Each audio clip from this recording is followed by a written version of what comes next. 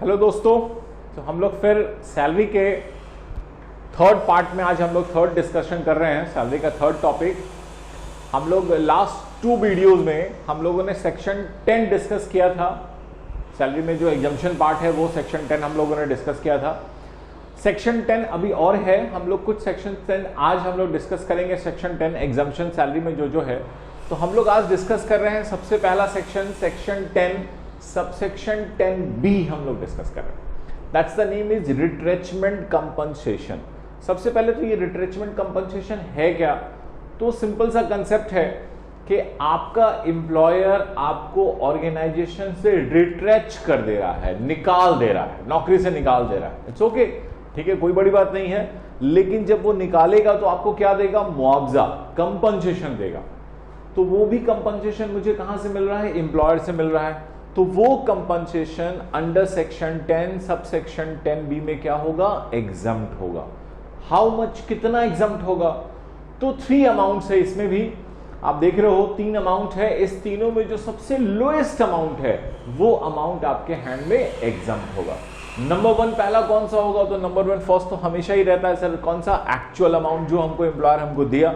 Number 2 second का हमारा क्या है, नोटिफाइड अमाउंट। नोटिफाइड अमाउंट कितना है, 5 लाख रुपीज। जितने भी नोटिफाइड अमाउंट है उसको प्रॉपर्ली याद रखिएगा। हर सेक्शन में नोटिफाइड अमाउंट था, तो यहां भी इस सेक्शन में नोटिफाइड अमाउंट कितना है, 5 लाख रुपीज नोटिफाइड अमाउंट है। एंड नंबर 3 क्या है, तो नंबर 3 में एक कैलकुलेशन है। वो कैलकुलेशन कहां का है, तो नंबर 3 में है कि amount calculated as per section 25F clause B of industrial dispute act 1947 का। तो अब ये इंडस्ट्रियल डिस्प्यूट एक्ट 1947 उसका एक सेक्शन 25F, उसका एक क्लाउज B, उस क्लाउज में जो अमाउंट कैलकुलेशन है वो कैलकुलेटेड अमाउंट। अब इस तीनों में जो सबसे लोएस्ट होगा वो एग्जम्प्ट होगा। तो ये जो लास्ट पार्ट है कि सर ये अमाउंट कैलकुलेशन कैसे करेंगे, क्या कैलकुलेशन का पार्ट है, तो मैंने आपको यहां लिख भी दिया है कि हम लोग यहां क्या करेंगे, 15 डेज एवरेज पे जो आपका है वो into each year of service. Each year of service पिछले सेक्शन में भी मैंने समझाया था। ईच ईयर ऑफ सर्विस का मतलब है कि completed year plus any fraction of the year है जो कि मोर देन 6 मंथ है, तो उसको भी हम लोग 1 ईयर कंसीडर करेंगे। यानी 31 year 9 month it is considered as 32 year, या 31 ईयर 2 मंथ तो it is considered as 31 year. ठीक है, ये ऑलरेडी लास्ट वीडियोस में ही मैंने आपको इसके बारे में बड़ा एक्सप्लेन कर दिया था। तो यहां पे यही कंसेप्ट है कि 15 डेज का जो एवरेज पे है मल्टीप्लाई बाई आपका ईच ईयर ऑफ सर्विस से गुना कर दीजिए, तो वो जो अमाउंट आएगा, थर्ड अमाउंट आपका यही है। तो फर्स्ट हो गया आपका कितना, एक्चुअल अमाउंट। नंबर 2 क्या हो गया, 5 लाख। एंड नंबर 3 हो गया इंडस्ट्रियल डिस्प्यूट एक्ट 1947 में जो सेक्शन 25F क्लाउज B में जो अमाउंट कैलकुलेटेड, जो मैंने अभी अब आपको बताया, विच एवर इज लोअर, इस तीनों में जो सबसे लोएस्ट होगा दैट अमाउंट इज एग्जम्प्ट। ठीक है, तो मान लीजिए मेरा एम्प्लॉयर हमको सपोज कीजिए कि 10 लाख रुपीज रिट्रेचमेंट कंपनसेशन देता है और मेरा ये तीनों अमाउंट में सबसे लोएस्ट अमाउंट नोटिफाइड अमाउंट आया 5 लाख रुपीज, तो 5 लाख एग्जम्प्ट हो जाएगा। रिमेनिंग 5 लाख आपका क्या होगा, टैक्सेबल होगा। तो that is a very small section, section 10 subsection 10B retrenchment compensation. Clear, समझ में आ गई बात? ओके, हम लोग नेक्स्ट सेक्शन में आते हैं। That's a section 10 subsection 10C VRS, voluntary retirement scheme. अब ये VRS आपने सुना भी होगा। एक होता है कि साहब हम लोग क्या किया, अभी जस्ट हमने आपको पढ़ाया सेक्शन, रिट्रेच कर दिया, यानी हमें आपको नौकरी से निकाल दिया। एक होता है कि टाइम पीरियड कंप्लीट हो गया तो आप रिटायर्ड हो गए, और एक है कि अभी टाइम पीरियड अभी आपका कंप्लीट नहीं हुआ है, रिटायरमेंट का टाइम अभी नहीं आया है, लेकिन आप अपनी मर्जी से वॉलंटरली, स्वेच्छा से आप क्या ले रहे हो, ऑर्गेनाइजेशन से रिटायरमेंट ले रहे हो। तो जो आप ये रिटायरमेंट ले रहे हो, तो वंस अगेन फिर आपको रिटायरमेंट के टाइम आपको एम्प्लॉयर क्या करेगा, कि स्कीम है वॉलंटरी रिटायरमेंट स्कीम। अगर आप वॉलंटरली, खुद से, स्वेच्छा से आप रिटायरमेंट लोगे तो हम आपको मुआवजा कंपनसेशन देंगे। अब वो जो मुआवजा कंपनसेशन मिलेगा वो अंडर सेक्शन 10 सबसेक्शन 10C में क्या होगा, एग्जम्प्ट होगा। हाउ मच, तो सर एग्जम्पशन का लिमिट है यहां फिक्स्ड है कि आपको 5 लाख रुपीस तक का एग्जम्पशन मिलेगा। यानी सिंपल प्रोविजन हो गया कि एग्जम्पशन क्या होगा, एक्चुअल अमाउंट और 5 lakh which ever is lower. तो भाई एक्चुअल अमाउंट था जो भी और 5 lakh which ever is lower, ये आपको एग्जम्प्ट हो जाएगा। लेकिन इसमें कंडीशन है, कंडीशन ये है कि ये एग्जम्पशन आपको तब मिलेगा जब आपका ये जो वॉलंटरी रिटायरमेंट स्कीम जो है एज पर रूल 2BA हो। अब ये एज पर रूल 2BA हम लोग का क्या कंसेप्ट है, क्या थीम है, तो हम लोग नेक्स्ट अभी यही डिस्कस करेंगे कि हमारा रूल 2BA क्या है, उसके गाइडलाइंस क्या क्या चीजें हैं। यानी आपको वीआरएस, आपके ऑर्गेनाइजेशन में वीआरएस आया, इट्स ओके, तो उस वीआरएस में जो आपका एम्प्लॉयर आपको अमाउंट दे रहा हुआ है वो आपका अप टू 5 लाख रुपीस तक एग्जम्प्ट हो जाएगा, इट्स ओके। बट कंडीशन है कि वो जो स्कीम आया है वो scheme as per rule 2BA होना चाहिए। अगर होगा तो एग्जम्पशन मिलेगा, अगर as per rule 2BA scheme नहीं होगा तो आपको एग्जम्पशन ये 5 लाख रुपीस का नहीं मिलेगा। तो ये गाइडलाइंस क्या है, रूल 2BA क्या है, इसमें क्या क्या कंडीशंस हैं, तभी जाके हमको ये एग्जम्पशन मिलेगा। तो इसका कंडीशन नंबर, पहला कंडीशन है कि जब भी आप वीआरएस लाओ आप अपने ऑर्गेनाइजेशन में, तो वो स्कीम सबके लिए होना चाहिए, किसी पर्टिकुलर पर्सन या पर्टिकुलर ग्रुप के लिए नहीं होना चाहिए कि चलो भाई मेरे ऑर्गेनाइजेशन में मिस्टर राम काम कर रहे हैं तो उनको हटाना है, तो उनके लिए वीआरएस लाए और उनको वीआरएस के थ्रू हटा दिए। वीआरएस स्कीम जब भी लाएंगे तो ऑल, सबके लिए, all employ except director, because company में आप जानते हो डायरेक्टर का अपॉइंटमेंट एंड रिमूवल एक अलग लॉ है, उनका एक अलग प्रोविजन है। तो उनको छोड़ के बाकी जितने भी ऑर्गेनाइजेशन में मेरे एम्प्लॉय हैं तो उनके लिए ये वीआरएस होना चाहिए, सबके लिए। अब जिसको मर्जी है, जो लेना चाहता है वो लेके जा सकता है। हम आपको नौकरी से निकाल नहीं रहे, आपको वीआरएस दे रहे हैं, आपके पास ऑप्शन दे रहे हैं कि आप अपनी मर्जी से चले जाइए। तो ये ऑप्शन किसी एक के लिए, किसी दो के लिए नहीं होना चाहिए। किसके लिए होना चाहिए? ऑर्गेनाइजेशन में ईच एंड एवरी पर्सन के लिए होना चाहिए, accept in the case of company director के लिए नहीं होगा। ठीक है। नंबर 2, सेकंड पॉइंट बहुत इंपॉर्टेंट है कि भाई ये जो स्कीम है आपका, ये जो एम्प्लॉय हम लोग लेके, एम्प्लॉय वीआरएस लेके जा रहा है, तो वो एम्प्लॉय कैसा होना चाहिए। अब कैसा होने का यहाँ पे 2 केस है। पहला केस है कि ये स्कीम वैसे एम्प्लॉय पे एप्लीकेबल होगा जिसका एज, उम्र कितना हो गया है, 40 ईयर कंप्लीट कर चुका है। अगर हम अभी 38 ईयर के हैं और हम वीआरएस लेना चाहते हैं, नहीं ले सकते हैं, बिकॉज मेरा एज क्या है, 40 ईयर होना चाहिए, तभी हम ले सकते हैं। अगर 40 ईयर कंप्लीट नहीं हुआ है तो आप वीआरएस नहीं ले सकते हैं। तो ये स्कीम वैसे एम्प्लॉय पे एप्लीकेबल होगा जिसका एज 40 ईयर कंप्लीट हो गया है, या और एक और कंडीशन है, यानी दोनों में से कोई एक फुलफिल हो जाए, उसने 10 ईयर सर्विस कंप्लीट कर लिया है, 10 साल उसकी जॉब कंप्लीट हो गई है, तो वैसे एम्प्लॉय पे ही ये वीआरएस स्कीम एप्लीकेबल होगा। तो या तो 40 ईयर एज हो चुका है, नंबर 1। 40 ईयर एज नहीं हुआ है, कोई बात नहीं, आपका अभी एज कितना है, 38 ईयर है, लेकिन आपने सर्विस 12 साल कंप्लीट कर ली है, तो आप ले सकते हो वीआरएस। तो दोनों में से कोई एक कंडीशन आपका पूरा हो जाना चाहिए, 40 ईयर एज का कंडीशन या 10 ईयर कंप्लीशन का कंडीशन। 10 ईयर आपने जॉब कंप्लीट कर लिया। मान लीजिए कोई मिस्टर एक्स है जिसका एज कितना है, 42 ईयर, लेकिन जॉब अभी उन्होंने कितना किया है, 9 ईयर कंप्लीट किया है, वीआरएस ले सकते हैं? यस सर, ले सकते हैं, एज वाला क्राइटेरिया फुलफिल हो गया।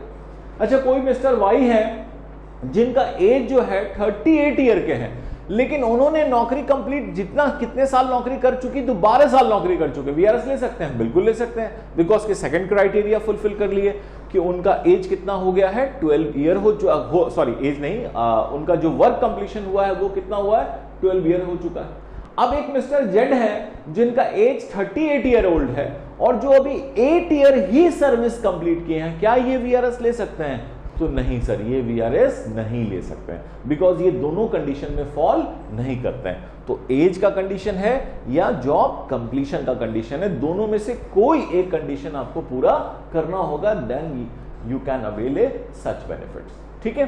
थर्ड जो इसका कंसेप्ट है कि वीआरएस आप क्यों ला रहे हो। वीआरएस लाने के पीछे का पर्पस ये है कि हम लोग के जो एम्प्लॉय का स्ट्रेंथ है, उस स्ट्रेंथ को रिड्यूस करना चाहते हैं, उस स्ट्रेंथ को छोटा करना चाहते हैं। ठीक है। यानी मेरे पास मान लीजिए अभी 200 वर्कर है, तो 200 वर्कर में से हम चाहते हैं कि कुछ वर्कर अपनी मर्जी से वॉलंटरीली छोड़ के चले जाएं। It's okay. तो अभी यहां पर कंसेप्ट ये है कि साहब हम लोग यहां पे कुछ वर्कर वीआरएस लेके जा रहा है, ठीक है, स्ट्रेंथ हमारा कम हो रहा है, हम यही चाह भी रहे थे, लेकिन सर इसमें एक चीज ध्यान रखना होगा कि हम लोग यहाँ पे किसी को वीआरएस दे रहे हैं, वीआरएस दे के उसको निकाल रहे हैं और हम लोग यहाँ पे कोई नया अपॉइंटमेंट भी कर रहे हैं, ये नहीं होना चाहिए। यानी वीआरएस स्कीम में जो सीट वैकेंट हुआ है उस सीट को फिलअप नहीं करना है। अगला पॉइंट आपका यही था कि पर्पस ऑफ वीआरएस क्या था, तो reduction in the strength of the employ. It means दो केस है इसमें। पहला केस क्या है कि वैकेंट सीट जो है उसको फिलअप नहीं करना है।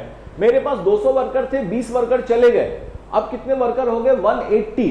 ओके, तो अब ये जो 20 सीट खाली हुआ इसको फिलअप नहीं करना, अब हमको 180 वर्कर से ही काम करना है। एंड सेकेंड जो पार्ट है इसको जरा अच्छे से समझ लीजिए कि मेरे ऑर्गेनाइजेशन से कोई मिस्टर एक्स रिटायरमेंट ले लिए वीआरएस के अंदर, ठीक है। अच्छा, वो यहां से चले गए, कहीं और काम कर सकते हैं, बिल्कुल कर सकते हैं, कोई उसमें रोक नहीं है, बिल्कुल काम कर सकते हैं। लेकिन कहीं और जब वो काम करें तो कौन से ऑर्गेनाइजेशन में काम करें, किसी में भी करें, क्या फर्क पड़ता है। लेकिन एक जगह वो काम नहीं कर सकते हैं। कौन सी जगह काम नहीं कर सकते, यही आपका नेक्स्ट कंडीशन आपका यही लिखा है कि retired employ under VRS not be appointment. कहां, इन अनदर ऑर्गेनाइजेशन। कौन सा organisation, under the same management. Same management का, मान लीजिए कोई XYZ लिमिटेड है, उसका एक यूनिट ए है और एक यूनिट बी है। ए यूनिट से एक बंदा वीआरएस लेके निकल गया, तो क्या XYZ लिमिटेड के बी यूनिट में वो ज्वाइन कर सकता है, नहीं कर सकता है, क्योंकि वो क्या हो गया, अंडर द सेम मैनेजमेंट।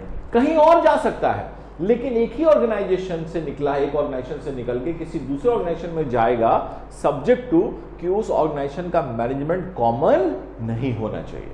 तो सेम मैनेजमेंट वाला ऑर्गेनाइजेशन नहीं होना चाहिए। बाकी आप कहीं भी जाइए, कोई प्रॉब्लम नहीं है। हम रिलायंस से निकल के L&T में जा सकते हैं, बिल्कुल जाइए, कोई प्रॉब्लम नहीं। आप रिलायंस से छोड़ दिए, आप L&T ज्वाइन कर लिए, लेकिन रिलायंस के एक यूनिट से निकल के रिलायंस के दूसरे यूनिट में ज्वाइन कर सकते हैं, नहीं ज्वाइन कर सकते हैं। क्यों, क्योंकि मैनेजमेंट सेम हो जाएगा, कॉमन हो जाएगा, ठीक है। तो यहां स्ट्रेंथ रिड्यूस करना है, मतलब नंबर 1 फर्स्ट ऑफ ऑल उस वैकेंट सीट को फिलअप नहीं करना है, and number 2 retired employ another organisation under the same management भी वो ज्वाइन नहीं करेगा। अब आता है नेक्स्ट लास्ट पॉइंट इसका कि वीआरएस में हम लोग कितना पैसा देंगे, हाउ मच मनी। तो इसका कंडीशन ये है कि साहब हम आपको एक प्रेस्क्राइब्ड लिमिट दे रहे हैं, इससे ज्यादा नहीं देना है। आपको जितना देना है दीजिए, कोई रोक नहीं है, आपका खुद का कैलकुलेशन होगा। लेकिन हम आपको एक गाइडलाइंस दे रहे हैं और वो गाइडलाइंस ये कहता है कि आप इससे ज्यादा पेमेंट नहीं कर सकते। This is the final amount, इससे ज्यादा आपको पेमेंट नहीं करना है। तो वो गाइडलाइंस क्या है, वो प्रेस्क्राइब लिमिट क्या है।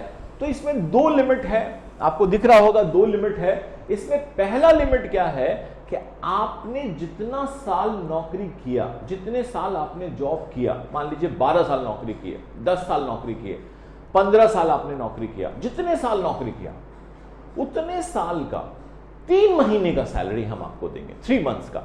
यानी मान लीजिए आपकी सैलरी सपोज करो 10,000 रुपया है, तो 10,000 इंटू 3 मंथ्स का कितना हो गया, 30,000। और आपने नौकरी कितना की है, तो 12 साल हमने नौकरी किया है, तो 30,000 इंटू 12 ईयर। यही है पहला पॉइंट। क्या था amount, equivalent of 3 month salary of each completed year of service. तो जितने साल आपने नौकरी की है उतने साल के 3 महीने के वेतन के बराबर हम लोग देंगे। फिर आपके मन में क्वेश्चन आएगा, sir what is the meaning of salary. हम लोग ऑलरेडी डिस्कस कर चुके हैं सर, सेक्शन 10 सबसेक्शन 10 AA में लीव सैलरी में, लास्ट वीडियोस में आप देख लीजिए सर। सैलरी का यहां मतलब क्या होगा, तो बेसिक होगा, डीए होगा, कौन सा DA, subject to retirement benefit वाला, प्लस कमीशन होगा, कौन सा कमीशन, तो as per the fix percentage of turnover achieve by the employ. मैंने लास्ट वीडियो में पूरा प्रॉपर्ली इसको एक्सप्लेन किया है, अगर आपको कोई कंफ्यूजन है तो आप लास्ट वीडियो देख लीजिएगा, ठीक है। इसके बाद तो ये था हमारा सैलरी का मतलब, एवरेज सैलरी हमारा, ये भी मतलब हम लोग जानते हैं कि पिछले 10 महीने के सैलरी को हम लोग एवरेज कर लेंगे। तो यहाँ पे सिंपल कंसेप्ट है कि सैलरी जो है eight the time of retirement उसको मल्टीप्लाई कर दीजिएगा कितने से, 3 मंथ से मल्टीप्लाई कीजिएगा, और उसके बाद मल्टीप्लाई कर दीजिएगा कितने से, तो जितने साल आपने जॉब कंप्लीट किया है। अब 12 साल 3 महीना कंप्लीट किया तो कितना साल लेंगे, 12 साल लेंगे, तो each completed year of service लेना।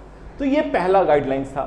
दूसरा लिमिट क्या है, दूसरा गाइडलाइंस क्या है अमाउंट का, तो दूसरा गाइडलाइंस कहता है कि salary at the time of retirement, जब आप वीआरएस ले रहे हो उस समय कितनी सैलरी है, तो सर मेरी 10,000 सैलरी है, ठीक है, इसको मल्टीप्लाई कर दो रिमेनिंग लाइफ जो आपकी सर्विस की बची है उससे मल्टीप्लाई कर दो। जैसे सपोज करो कि तुम्हारी ऑर्गेनाइजेशन में 60 ईयर के एज में रिटायरमेंट हो जाता है, ऑलमोस्ट हर जगह होता है सर। अभी तुम्हारी उम्र कितनी है? तो सर मेरी अभी उम्र है सर 57 ईयर ओल्ड है सर। तो यानी और अब आप कितना साल नौकरी करते? तो 3 साल और नौकरी करते। कितनी salary at the time of retirement? जब आप वीआरएस ले रहे हो तो सैलरी आपकी कितनी है? तो 10,000। तो सिंपल 10,000 मल्टीप्लाई कर देंगे कितने से सर? 12 से, तो 1 साल का आ गया, और फिर मल्टीप्लाई कर देंगे किससे? 3 से, तो 3 साल का आ गया, क्योंकि 60 साल में रिटायर कर रहेंगे। तो यही लास्ट था आपका salary at the time of retirement multiply किससे करना है? Balance month of service. कौन सा balance month? Left before the date of retirement. तो जो डेट ऑफ रिटायरमेंट है उस समय अब आपकी कितनी नौकरी बची हुई है, कितना बैलेंस आपका बचा हुआ है, उसको मल्टीप्लाई कर दीजिए किससे? तो salary at the time of retirement से। तो ये था आपका section 10 subsection 10C, that's the name is VRS plus rule 2BA। Clear? समझ में आ गई बात? तो हम लोग अब नेक्स्ट सेक्शन पे आते हैं। अगला सेक्शन जो है आपका, it's a very very important section, बहुत ज्यादा एग्जाम्स में पूछे भी जाते हैं। अगला है section 10 subsection 13A, house rent allowance, HRA, जिसको हम लोग शॉर्ट में हम लोग HRA कहते हैं। अब ये हाउस रेंट अलाउंस है क्या? अलाउंस मतलब क्या होता है? पहले तो अलाउंस का मतलब होता है सर भत्ता, ठीक है। भत्ता मतलब कि आपका एम्प्लॉयर एक फिक्स्ड अमाउंट हर महीने किसी स्पेसिफिक पर्पस के लिए आपको दे, दैट्स कॉल्ड इज अलाउंस। तो यहां पे एम्प्लॉयर हमको किस पर्पस के लिए दे रहा है? तो यहां एम्प्लॉयर हमको हाउस रेंट अलाउंस दे रहा है, मतलब किराया के नाम पे, क्योंकि हम कहीं रहते हैं, नौकरी करते हैं, तो हमको किराया देना पड़ता है, किराए के मकान में रहते हैं तो हमको किराया देना पड़ता है। तो उस नाम पे आपका एम्प्लॉयर आपको एक मॉनेटरी अमाउंट, एक मॉनेटरी कंपनसेशन आपको दे रहा है, that's name is house rent allowance. तो ये है क्या चीज? तो ये कंपनसेशन है। किस चीज का कंपनसेशन है? तो रेसिडेंशियल एकोमोडेशन का है, कि भाई आप कहीं रहोगे, कहीं भी नौकरी करते हो तो कहीं रहोगे तो उसका किराया देना पड़ेगा। तो वो क्या किराया होगा उसका टेंशन एम्प्लॉयर नहीं लेता। एम्प्लॉयर आपको एक फिक्स्ड अमाउंट दे देता है कि भैया ऐसा करो, तुम हमसे जो है 5,000 रुपया पर मंथ तुम ले लो। किस चीज के नाम पे? हाउस रेंट के नाम पे। तुम 10,000 रुपया पर मंथ ले लो, किस चीज के नाम पे? तो हाउस रेंट के नाम पे ले लो। तो that's the concept of HRA, house rent allowance है।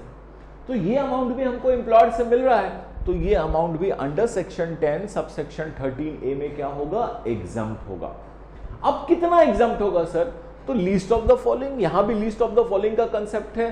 3 अमाउंट है, इस तीनों में जो सबसे लोएस्ट अमाउंट होगा वो आपके हैंड में एग्जम्प्ट होगा। पहला आप जानते हो, पहला कौन सा होगा सर? एक्चुअल। जो एम्प्लॉयर हमको एक्चुअल अमाउंट पे कर रहा है, that's my first amount is actual amount. Second amount क्या है? तो सेकेंड में सर दो कैलकुलेशन आपको दिख रहा है। एक जगह दिख रहा है सर 50% ऑफ सैलरी, और एक है हमारा 40% ऑफ सैलरी। सेकेंड अमाउंट यही है। तो 50% ऑफ सैलरी कब लेंगे सर? तो 50% ऑफ सैलरी का मतलब तब लेंगे जब आप कहां रिसाइड्स करते हो, कहां आपका घर है, कहां रहते हो। तो मेट्रोपॉलिटन सिटी कौन कौन है जानते ही हैं आप? दिल्ली, कोलकाता, मुंबई, मद्रास, या जिसको चेन्नई भी हम लोग कहते हैं। तो ये हमारे मेट्रोपॉलिटन सिटी में अगर आप रहते हो तब उस केस में हम लोग को कैलकुलेशन अमाउंट क्या होगा? 50% ऑफ सैलरी। वंस अगेन फिर सैलरी का मतलब वही है सर, ऑलरेडी जो बता चुके हैं, बेसिक प्लस डीए, कौन सा subject to retirement benefit, plus commission, कौन सा commission on a fix percentage of turnover achieve by the employ, यही सेम अमाउंट है सर। तो ये होगा। और अगर अदर सिटी है, जैसे ही पटना में रह रहे हैं, मुजफ्फरपुर में रह रहे हैं सर, कानपुर में रह रहे हैं, छोटे सिटीज हैं, मेट्रोपॉलिटन नहीं, वहां पर क्या लेंगे? तो वहां हम लोग लेंगे सर 40% ऑफ सैलरी। क्लियर है? तो ये हमारा सेकंड अमाउंट था। मेट्रोपॉलिटन के केस में हम लोग लेंगे 50% ऑफ सैलरी, और अदर सिटी के केस में हम लोग कितना लेंगे? 40% ऑफ सैलरी। ठीक है, ये तो बड़ा सिंपल था।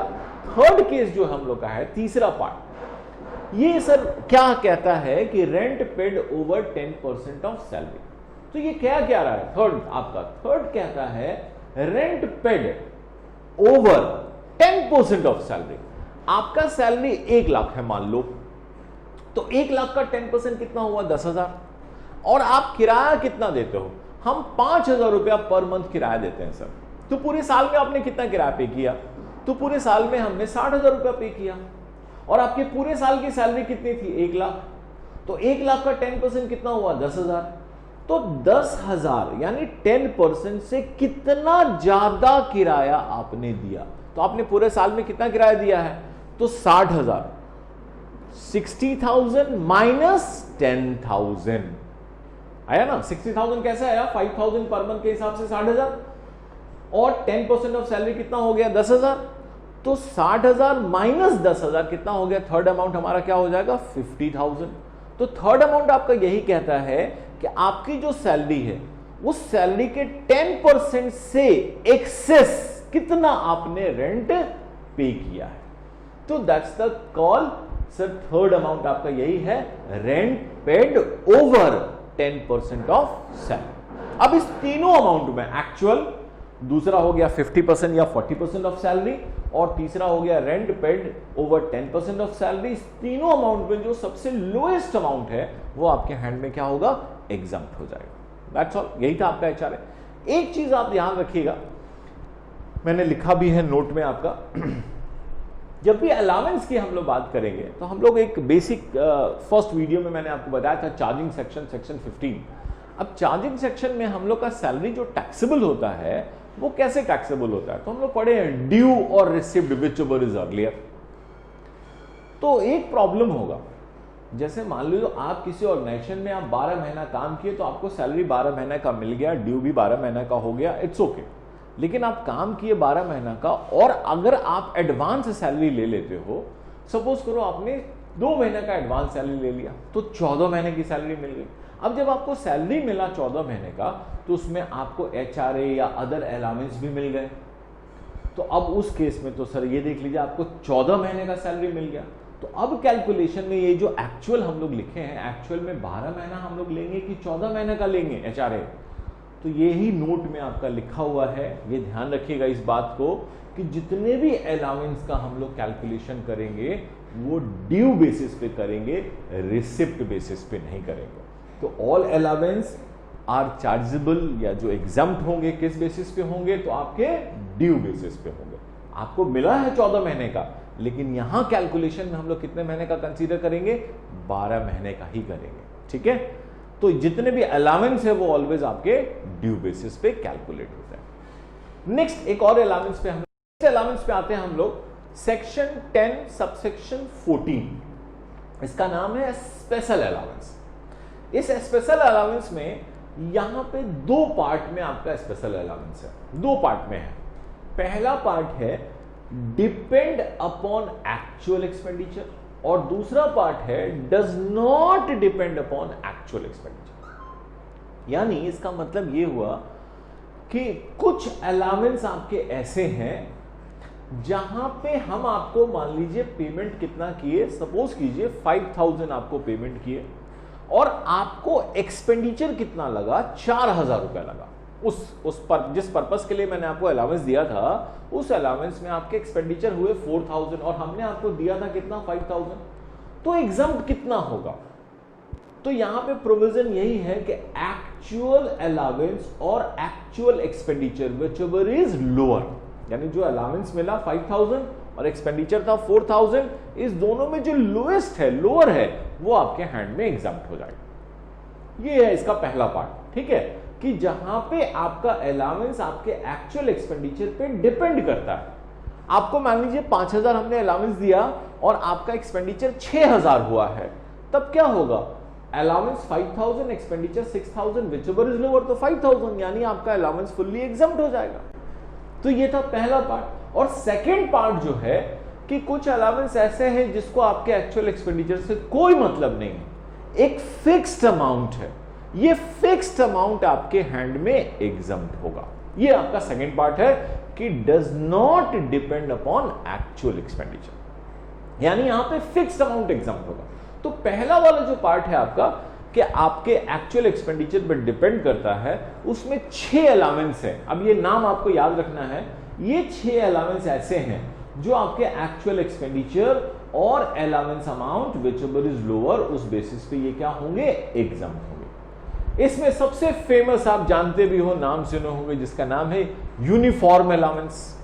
अब यूनिफॉर्म अलाउंस आपको अच्छे से मालूम है, डिफेंस में या बहुत सारे प्राइवेट सेक्टर में भी वर्दी भत्ता, जिसको हम लोग हिंदी में बोलते हैं साहब, वर्दी के नाम पे आपको एम्प्लॉयर ने आपको 2000 रुपए दिया वर्दी के रख रखाव मेंटेनेंस के नाम पे, और आपका खर्च कितना हुआ 1500, तो 500 आपके हैंड में टैक्सेबल हो जाएगा।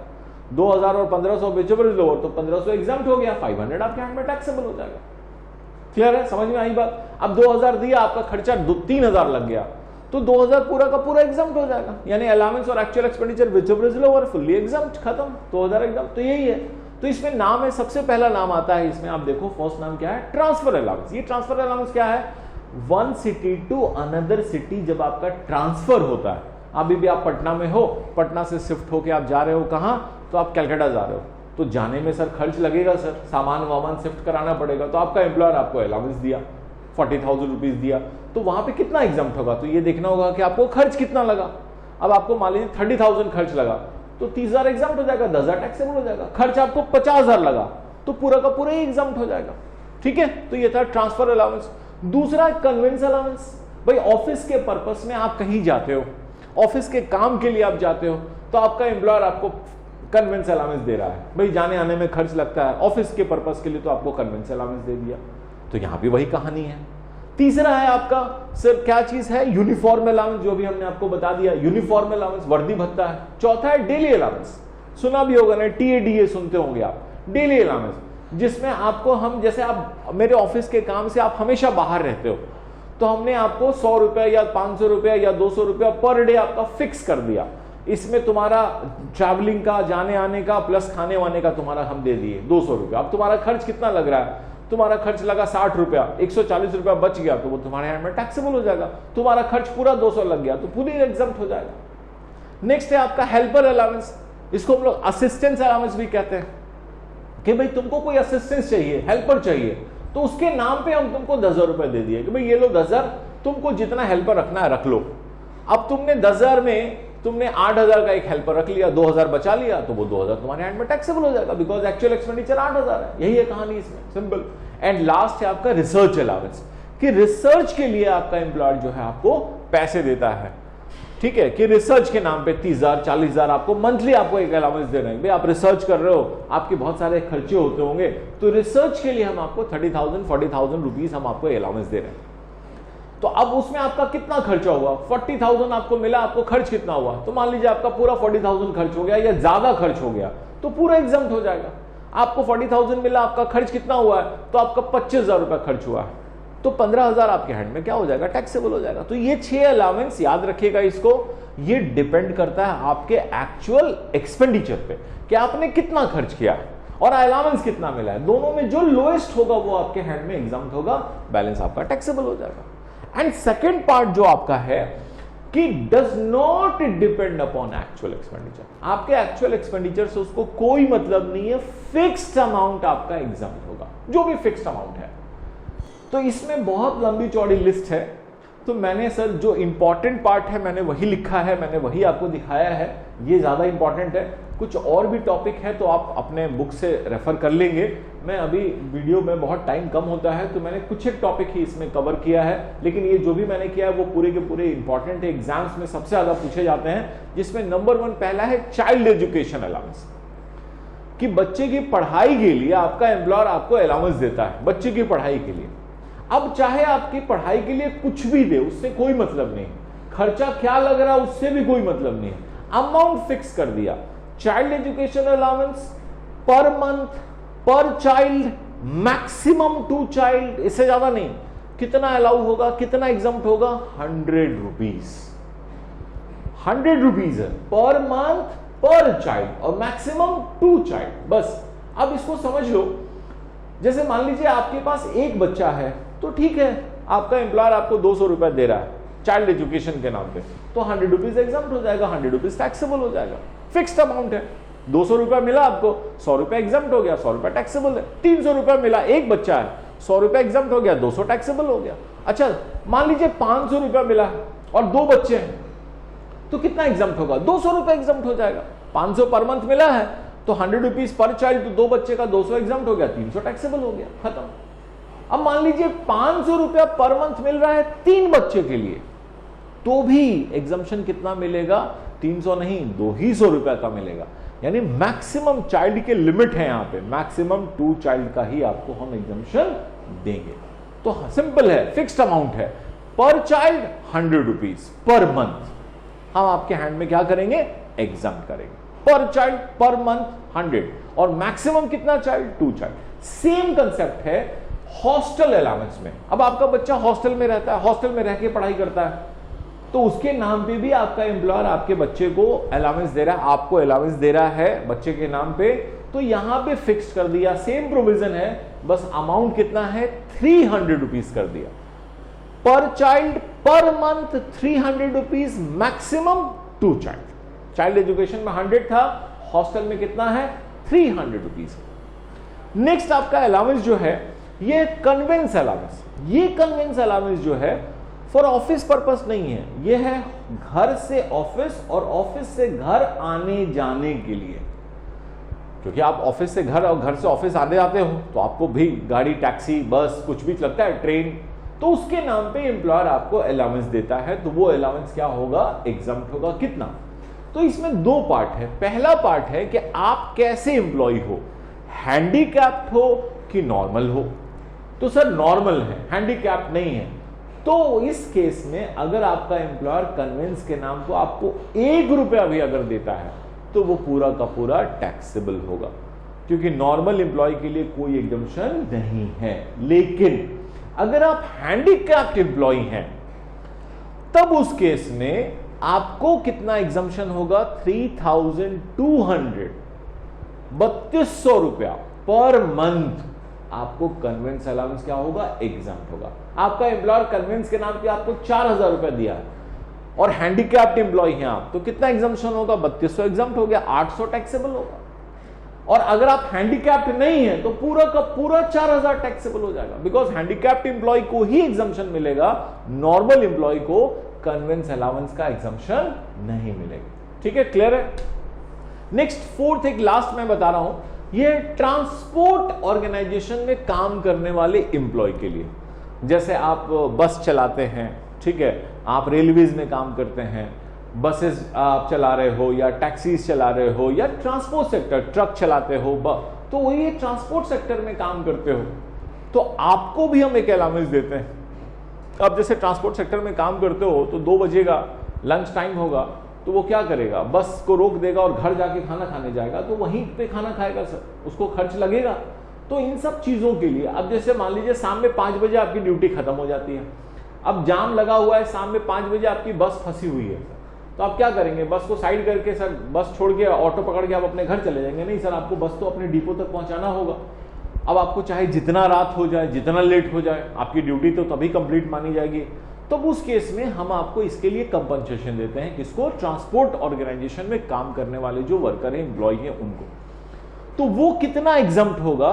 तो वो सिंपल कंसेप्ट है कि कहता है कि साहब 70% आपको जो भी अलाउंस मिला, मान लीजिए कि आपको अलाउंस मिला 20,000 रुपया, तो 20,000 का 70% कितना हो गया? 14,000 और 10,000 per month, which ever is lower, ये आपको एग्जाम्पल होगा। आपको हम अलाउंस कितना दिए? 20,000, तो 20,000 का 20% 70% कितना हो गया? 14,000 और 10,000, तो दोनों में लोएस्ट कौन है? 10,000, तो 10,000 एग्जाम्प्ट हो जाएगा, बाकी जो रिमेनिंग 10,000 है वो आपका टैक्सेबल हो जाएगा।